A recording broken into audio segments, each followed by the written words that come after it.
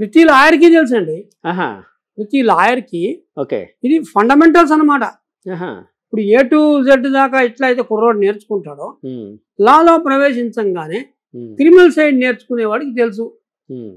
ఇవాళ అరెస్ట్ చేస్తే next day bail రాదు. ఏమండి అదే ఎందులో వస్తాయి?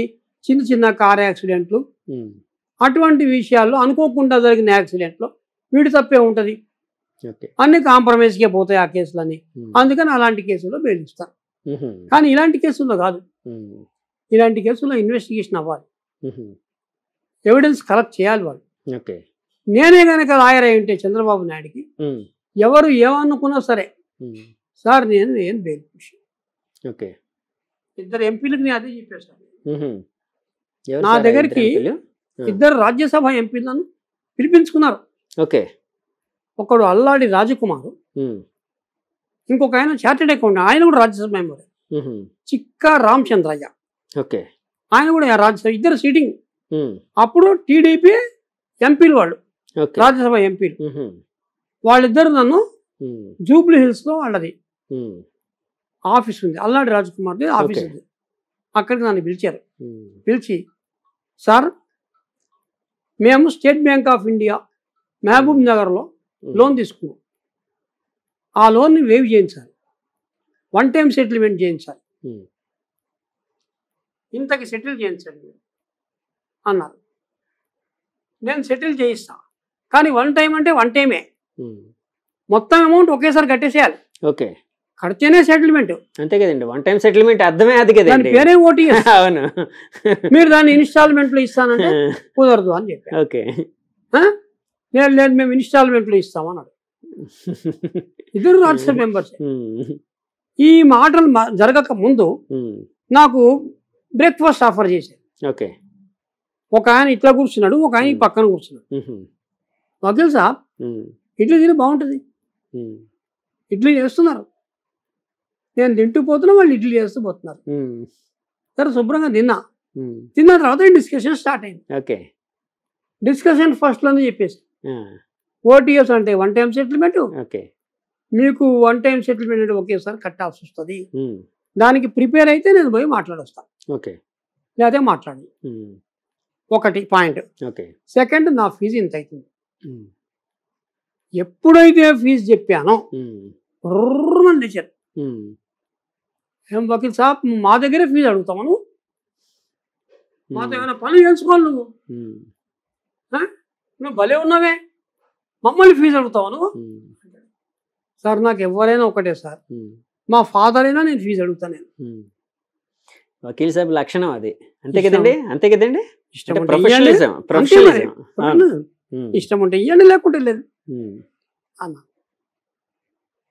అప్పుడు ఏమైంది, సరే బాయ్, టాటా బాయ్ బాయ్ అన్నాడు. ఎందుకైనా మంచిదని నా కారు నేను తీసుకెళ్ళా. వాళ్ళ కారులో పోలే, వాళ్ళ కారులో వాళ్ళ డ్రైవర్ వచ్చాడు, నా కారులో నేను పోయినా. ఎప్పుడైతే వాతావరణం వేడికి మారిపోయిందో నేను నా కారులో వెళ్ళిపోయాను. నేను కనుక నా కారు తెచ్చుకోకపోయి ఉంటే వాళ్ళు నన్ను బయట వదిలేసి నువ్వు వెళ్ళిపో నీ దారిని అనేవాళ్ళు. అది ఎక్కడో జూబిల్స్ కొండల మీద. నా పరిస్థితి ఎలా ఉండేది? సో ఇట్లా ఉంటే సార్ ఫేస్ టు ఫేస్ చెప్పాలి. చెప్పేసి చంద్రబాబు నాయుడు గారి విషయంలో అలా ఫేస్ టు ఫేస్ చెప్పుంటే బాగుండేది అన్నది మీది. అలాగే మీరే గనక చంద్రబాబు గారు లాయర్ అయ్యి ఉంటే అని నేను చెప్పేస్తాను. ఫేస్ టు ఫేస్ చెప్పేస్తా, సార్ 20 రోజుల దాకా వేలు పిడిచినాను, మీకు వేసినా రాదు, వేస్ట్ ఏమండి అని చెప్తే. కానీ అలా చెప్పినా కూడా సేమ్ టీడీపీది ఒక ఎగ్జాంపుల్ ఇస్తాను. మరి ఆయన పక్కన పెద్ద కోటరీ ఉంది, కార్యకర్తలు ఉంటారు, వాళ్ళు ఊరుకుంటారా? బెయిల్ ఏంటంటే ఆ పొరగొట్టంగా నువ్వు పోతే ఇంకోటి నేను తెచ్చుకుంటా పో, ఇంకొక అడ్వకేట్తో చేయిస్తాం బెయిల్ అంటారు వాళ్ళు. అవునా? అవునండి. ఎంఏ ఖుద్దూస్ అని TDP corporator Banjara hills sitting, అప్పుడు కార్పొరేటర్ సిట్టింగ్, ఆయన మీద వారెంట్ ఉంది, నాన్ బెయిలబుల్ వారెంట్. ఆయన మీద కూడా వారెంట్ ఉంది, పి జనార్దన్ రెడ్డి మీద కూడా వారెంట్ ఉంది, ఎన్బిడబ్ల్యూ. ఇద్దరి మీద వారెంట్లే. అయితే అవి ఏంటి, బెయిలబుల్ వారెంట్ అన్నమాట, నాన్ బెయిలబుల్ కాదు, ఓన్లీ బెయిలబుల్ వారెంట్. ఈ బెయిలబుల్ వారెంట్లు అంటే ఏంటంటే మీరు పోలీస్ స్టేషన్కి వెళ్ళి సార్ నేను వచ్చాను సరెండర్ అవుతున్నాను నాకు బెయిల్ ఇచ్చేయమంటే ఇచ్చేయాలి. ఓకే. అయితే పోలీస్ స్టేషన్లో ఇచ్చేయాలి లేదా కోర్టులో ఇచ్చేయాలి. వీళ్ళిద్దరు ఎట్లా అంటే నువ్వు ముందు పోయి తెచ్చుకో బెయిల్ తర్వాత నేను వస్తా అంటాడు ఖుద్దూస్. ఇద్దరు వేరు వేరు పార్టీ కదండి. ఇద్దరు వేరు వేరు పార్టీ. కాంగ్రెస్ పి జనార్దన్ రెడ్డి కాంగ్రెస్ ఒక ఆయన టీడీపీ. ఈయన అంటాడు లేదు నువ్వు ముందు పోయి తెచ్చుకో నువ్వు తెచ్చుకుంటే నేను తెచ్చుకోండి నేను తెచ్చుకోని అంటాడు. అట్లా చేసి చేసి 7 ఏళ్ళు అయిపోయిందండి. ఒక ఎంఆర్ఓ పని చేస్తుంటే అతన్ని అడ్డుకున్నందుకు హైదరాబాద్ ఎంఆర్ఓ ఆయన పని చేస్తుంటే అడ్డుకున్నందుకు వీళ్ళ మీద కేసు. సరే ఖుద్దూస్ నా దగ్గరకు వచ్చాడు. ఇక ఖుద్దూస్ కేసు టేకప్ చేసినప్పటి నుంచి వెనకాల 40 మంది కార్యకర్తలు. ఇక వాళ్ళ గోల చూడాలి. సాబ్ దాలే బెయిల్ పిటిషన్ దాలే అరే డాల్పూర్ టైర్ రే అంటే దాలేనే దాలే దాలేనే దాలే. ఒక్కరోజు నంబర్ అవ్వడం లేట్ అయింది. వీళ్ళు ఫోన్లు ఖుద్దూస్ భాయ్ ఏ వకీల్ బేకారాయ్ నంబర్ भी नहीं कराया అంటాడు. ఇట్లుంటేనండి వాళ్ళు ఆ పార్టీ వర్కర్స్ అంత ప్రెషర్. అంటే దాన్ని కూడా తప్పట్లేం కదా సార్. అంటే వాళ్ళ ప్రేమ గానీ అభిమానం గానీ అలా ఉంటుంది. వాళ్ళ వల్లే కదా అంతా. అంతేనంటారా? వాళ్ళ వల్ల నష్టపోయిన చంద్రబాబే కదా. అంతే కదా. అట్లాగే వాళ్ళ వల్ల ఖుద్దూస్ నష్టపోయాడు. పొమ్మంటే పోడు. సరే అది పక్కన పెడదాం. ఓకే. ఇప్పుడు చంద్రబాబు నాయుడు విషయానికి వస్తే ఈ గ్యాలరీ సాటిస్ఫైయింగ్ అడ్వకేట్స్ తోటి ప్రాబ్లం ఏంటంటే వాళ్ళందరినీ సాటిస్ఫై చేయాలి, పార్టీని సాటిస్ఫై చేయాలి, అట్ ద సేమ్ టైం వాళ్ళకి డబ్బులు కూడా. సో ఎమోషన్స్ బ్యాలెన్స్ చేస్తూ ఉంటారు అంతే కదండి వాళ్ళు. అంతే. అందుకని అటువంటి వాళ్ళతో ఏంటంటే వాళ్ళు ఫ్రాంక్గా చెప్పాలి, సార్ వాస్తవాలు ఇవి, మేము ఎన్నో బెయిల్స్ వేసాం, మాకు కూడా తెలుసు బెయిల్ ఎప్పుడు వేయాలో.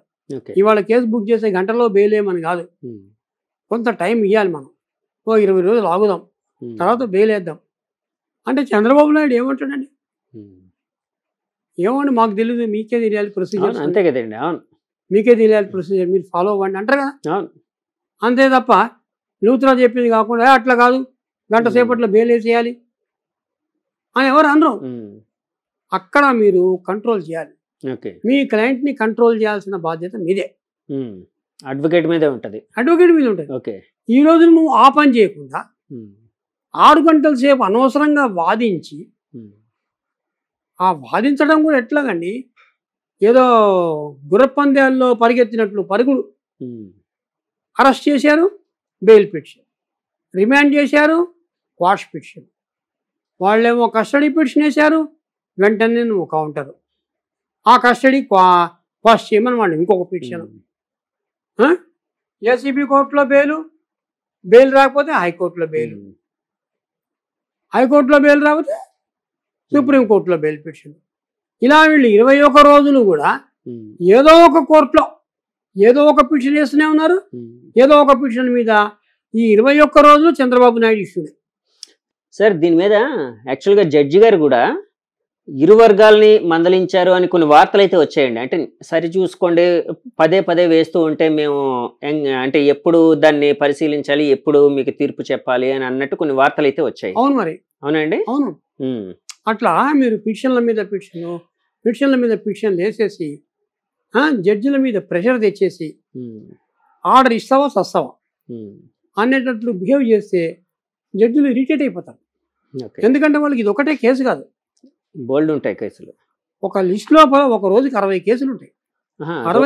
60 లిస్ట్ అవుతాయండి.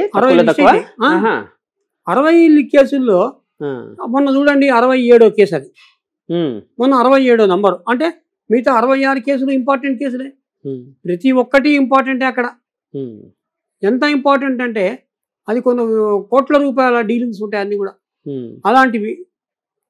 లేదా కొంతమంది లైఫ్ తోటి ముడిపడినటువంటి కేసులు ఉంటాయి, అట్లా ఉంటాయి. సో ఆ కేసులన్నీ కూడా వాళ్ళు వినాలి. అవన్నీ వినకుండా నీ కేసు పెట్టి ప్రతిరోజు నాదే విను అంటే ఒక స్టేజ్ వస్తే ఏమైతే వాళ్ళు విసుకొచ్చేసి ఇంకా వాళ్ళు భాష మార్చేసి ఇట్లాంటి మందలింపులకు దిగుతారు. అంతదాకా తెచ్చుకోకూడదు మనం. నేనన్నా సింపుల్ అండి, ఏసీబీ కోర్టులో వెయిట్ చేసి ఓ బెయిల్ పిటిషన్ వేస్తాం. సపోజ్ రాలేదనుకో, ఆగండి, మళ్ళీ ఆగండి, ఇంకో 20 రోజులు ఆగండి, సెకండ్ టైం బెయిల్ పిటిషన్ వేయండి, అదే కోర్టులో వేయండి. అప్పుడు మేడం ఏమనుకుంటుందంటే, సరే వీళ్ళు ఫస్ట్ బెయిల్ పిటిషన్ మనం డిస్మిస్ చేసాం కదా, ఇంకొక 20 రోజులు ఆగారు, 40 రోజులు అయిపోయింది, వీళ్ళకి ఈసారి ఇచ్చేద్దాం అనే ఐడియాకి ఆమె రావచ్చు. వచ్చి బెయిల్ ఇవ్వచ్చు. నువ్వు ఇక్కడ పోగానే వెంటనే అప్పీల్లో ఏదో ఈమెదో ఘోరాతి ఘోరమైన అపరాధం చేసేసింది, దీని మీద మీరు అప్పీల్కి వెళ్ళినట్లే మీరు హైకోర్టులో బెయిల్ వేసేసారు. యాక్చువల్గా బెయిల్ మీద అప్పీల్ ఉండదు. కానీ కాదు సార్, ఇక్కడ బెయిల్ కోసం వేయలే కదా, అంటే వాళ్ళు ఫస్ట్ నుంచి కేసు కొట్టేమని కదా అడుగుతున్నారు, క్వాష్ అడుగుతున్నారు కదండి. క్వాష్ పిటిషన్ డిస్మిస్ చేశారు, కానీ ఇక్కడ డిస్మిస్ అయింది కదా బెయిల్. ఏసీబీ కోర్టులో మొన్న వేశారు అంటే ఫస్ట్ లో అయితే వేయలేదు, హైకోర్టులో వేసుకున్నారు. అదే అండి, ఫస్ట్ లో వేయలేదు, 20 రోజుల తర్వాత వేశారు. ఫస్ట్ లో వేయలే అంటే దాని మీద కూడా కొన్ని ఇవి వినిపించాయి సార్. దాని ఒక చిన్న క్లారిఫికేషన్ కోసం అడుగుతున్నాను. అంటే చంద్రబాబు నాయుడు గారు న్యాయవాదులు చాలా కీన్ గా అబ్జర్వ్ చేస్తున్నారు, ఒక అద్భుతమైన మూవ్స్ ప్రదర్శిస్తూ ఉన్నారు.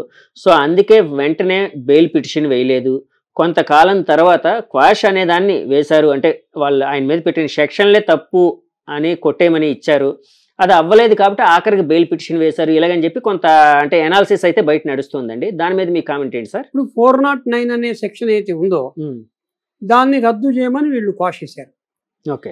ఒకప్పుడు తీర్పులు ఎలా ఉండేవంటే, ఒక ఎఫ్ఐఆర్లో 10 సెక్షన్లు ఉన్నప్పుడు ఏదో ఒక సెక్షన్ని మాత్రమే రద్దు చేయండి అని అడగటం కుదరదు అని కొన్ని తీర్పులు వచ్చినాయి సుప్రీంకోర్టులో. దాని తర్వాత మళ్ళీ కర్ణాటక హైకోర్టు ట్రెండ్ మార్చి ఏ 10 సెక్షన్లలో ఏ సెక్షను అబ్యూజివ్గా ఉన్నా,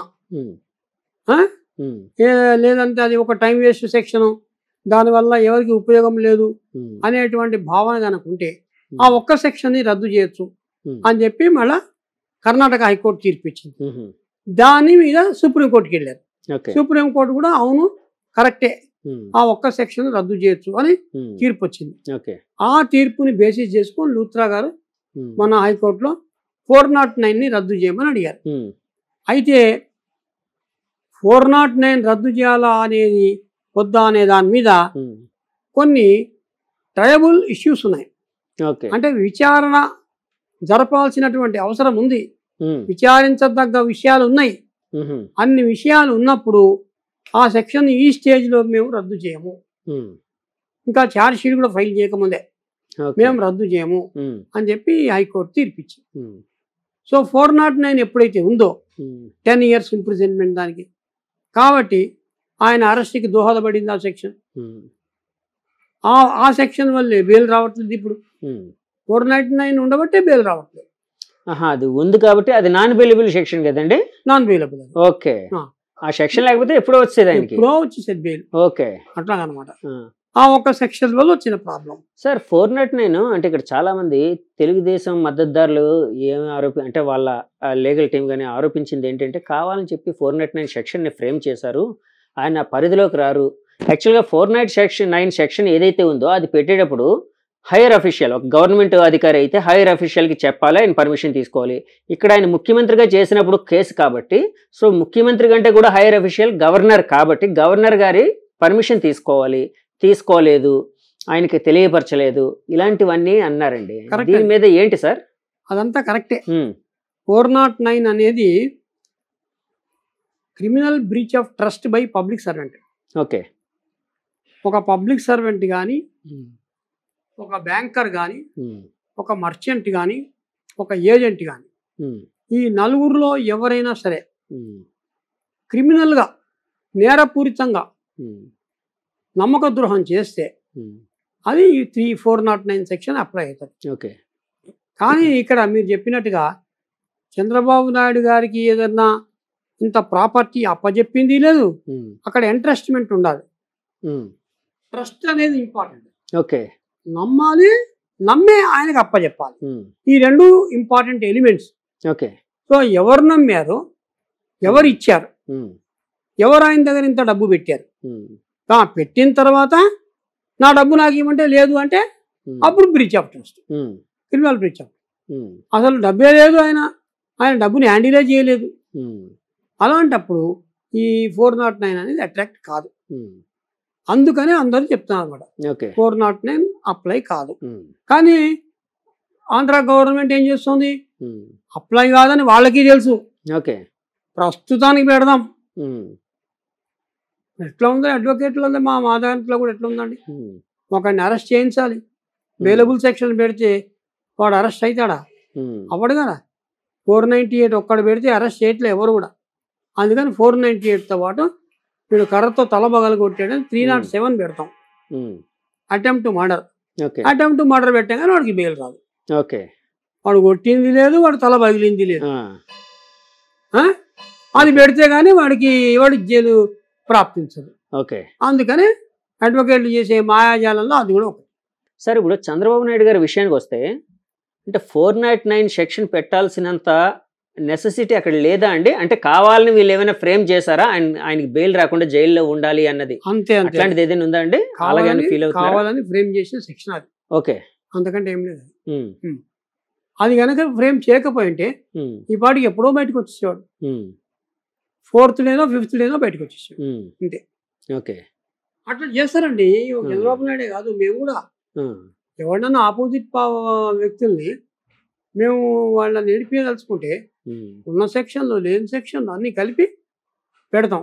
అవి ఎప్పుడు చివరికి కదా 5-6 ఏళ్ల తర్వాత కదా విషయం బయటపడేది. ఆ సెక్షన్ ప్రూవ్ అవుతుందా, కొట్టేస్తారా, ఇప్పుడు కాదు కదా, అది ఆఫ్టర్ 5 years తర్వాత చూసుకుందాం. దానికి ఇప్పుడు తొందర ఎందుకు మనకి అన్న నేపథ్యంలో ఆ పెట్టినటువంటి సెక్షన్ 409. ఓకే అంటే ఇక్కడ యాక్చువల్గా 499 సెక్షన్ మీద యాక్చువల్గా వాళ్ళు కొట్టేమని వెళ్ళారు కదండి. మరి ఏసీబీ కోర్టు వాళ్ళు క్వాష్ పిటిషన్ వీళ్ళు ఏదైతే వేశారో అది 499 అప్లికబుల్ కాదు, దయచేసి సస్పెండ్ చేయండి అన్నట్టు వీళ్ళు వెళ్ళారు కదండి తెలుగుదేశం వాళ్ళు. హైకోర్టు ఏసీబీ కోర్టు వారు దాన్ని సస్పెండ్ చేశారు, దాన్ని అంటే క్వాష్ పిటిషన్ కొట్టేశారు. అలాగే హైకోర్టుకు వెళ్ళారు, అక్కడ కూడా వాళ్ళకి ఎదురు దెబ్బ తగిలింది అని వినిపించింది. ఇప్పుడు సుప్రీంకోర్టు వరకు వెళ్ళారు. మరి అంటే ఒకవేళ అక్కడ పెట్టాల్సిన నెసెసిటీ లేకుండా పెట్టినట్టు వాళ్ళు ఐడెంటిఫై చేసి ఉంటే ఆ కేసును కొట్టేసేవారు కదండి. మరి ఎందుకు ఉంచారంటే స్టే ఇస్తారు. అప్పుడు స్టే అండి, ఫస్ట్ స్టే ఇస్తారు, కేసుని స్టే చేసేస్తారు. మొత్తం ఈ క్రైమ్ ఏదైతే ఉందో క్రైమ్ నెంబరు, ఆ క్రైమ్ నెంబర్ని స్టే చేస్తారు. స్టే చేసి ఫైనల్ హియరింగ్ పోస్ట్ చేస్తారు. ఓకే అది ఇప్పుడప్పుడే రాదు బెంచ్ మీదకి. నిదానంగా 3 ఏళ్లకో 4 ఏళ్లకో ఫైనల్ హియరింగ్ వస్తుంది. ఇంకా అప్పటిదాకా ఈయన బయట ఉంటాడు అనమాట. ఓకే అట్లా అంటే ఇప్పుడు చంద్రబాబు నాయుడు గారు బయటపడాలి అంటే ఇందాక మీరు అన్నారు సిద్ధార్థ లూథ్రా గారు అంటే ముందు తెలియకపోయినా కూడా అంటే వాళ్ళని ఎమోషన్స్ బ్యాలెన్స్ చేయడం కోసం కొంత ఇది చేశారు అని అన్నారు కదండి. సో ఆయన ఇప్పుడు బయటపడాలి అంటే ఏం చేస్తే బాగుంటుంది? ఒక అడ్వకేట్గా ఇప్పుడు ఒక కేసును ఫాలో అయినప్పుడు అరే ఇలా చేస్తే బాగుండేది, ఇలా చేస్తే బాగుండేది అని ఒక అనాలిసిస్ అనేది ఉంటుంది కదండి ప్రతి అడ్వకేట్కి. మీరు సీనియర్ మోస్ట్ అడ్వకేట్గా ఉన్నారు కాబట్టి మీ అనాలిసిస్ ఏంటి? ఏం చేస్తే బయటపడతారు ఆయన? ఇప్పుడు చేశారు కదా, మొత్తం 22 రోజులు అయింది. 22వ రోజున ఆర్గ్యుమెంట్ చెప్పారు సుప్రీంకోర్టులో. ఓకే 5వ తారీఖు కేసుని వాయిదా వేశారు. సుప్రీంకోర్టు ఎప్పుడైతే 5వ తారీఖు వాయిదా వేసిందో వాళ్ళకి బెయిల్ ఇచ్చే ఉద్దేశం ఉంటేనే 5వ తారీఖు వేస్తారు. ఎందుకంటే ఈ మధ్యలో దగ్గర ఒక 4 రోజుల టైం వాయిదా వేశారు. 4 రోజులు కలుపుకుంటే ఈ 20 రోజులు ప్లస్ ఒక 4 రోజులు, 24 రోజులు ఉన్నాడే చాలు అనే ఉద్దేశంతో 5వ తారీఖు వాయిదా వేశారు. అదే కనుక డిస్మిస్ చేయదలుచుకుంటే 5వ రోజు డిస్మిస్ చేస్తాం. ఓకే సో ఇప్పుడు ఏంటంటే 5వ తారీఖు బెయిల్ వస్తుంది. వచ్చే అవకాశం ఉందండి? 100% ఉంది, గ్యారంటీ వస్తుంది. ఓకే అట్లా సార్. ఇప్పుడు చంద్రబాబు నాయుడు గారి కేసు విషయంలోని అంటే గౌరవ హైకోర్టు వారు రిమాండ్కి ఇచ్చారు, సిఐడి రిమాండ్ పోలీస్ కస్టడీకి ఇచ్చారు. సో అందులో వాళ్ళు ఎంక్వైరీ చేశారు సిఐడి ఆఫీసర్లు వెళ్ళి జైల్లోనే. వాళ్ళు ఏం చెప్తున్నారంటే చంద్రబాబు నాయుడు గారు మాకు కరెక్ట్గా సహకరించలేదు, ఇంకా మేము అడగాల్సింది చాలా ఉంది, కాబట్టి మాకు ఇంకొంతకాలం ఆయన రిమాండ్ ఇవ్వండి, మా కస్టడీకి ఇవ్వండి అని వాళ్ళు అంటున్నారు. టీడీపీ వాళ్ళు అంటే చంద్రబాబు నాయుడు గారి తరపు న్యాయవాదులు ఏమంటున్నారంటే పరిపూర్ణంగా సహకరించారు కాబట్టి రిమాండ్కి ఇవ్వాల్సిన పని లేదు అని వాదనలు అయితే నడుస్తున్నాయి. అంటే ఇదే టైంలోని IRR ఇన్నర్ రింగ్ రోడ్ వ్యవహారం ఏదైతే అమరావతి దగ్గర ఉందో అక్కడ వెలుగులోకి వచ్చింది. దాని మీద పీటీ వారెంట్ కూడా జారీ చేశారు అనేది వచ్చాయి. అలాగే తర్వాత ఫైబర్ నెట్ అనే దాని మీద కూడా పీటీ వారెంట్.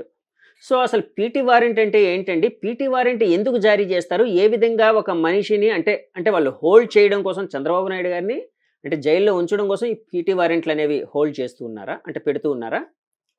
పీటీ వారెంట్ చెప్పే ముందు ఒకటి చెప్పొచ్చా నేను? చెప్పండి సార్, చెప్పండి. ఇప్పుడు